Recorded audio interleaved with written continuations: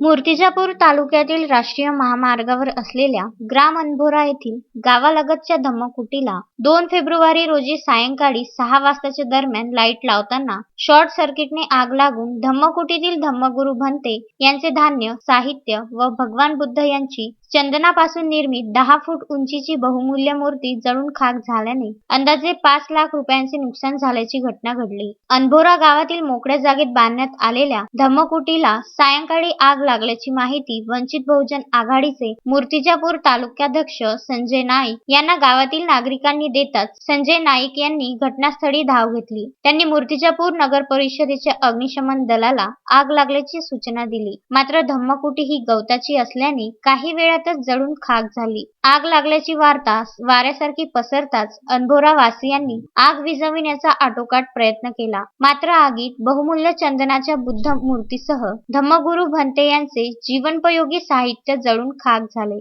ही आग शॉर्ट सर्किटने झाल्याची चर्चा होती. मात्र सुदैवाने देव बलवत्तर म्हणून जीवितहानी टळली. बाळासाहेब गणोरकर, विदर्भ न्यूज, मूर्तिजापूर.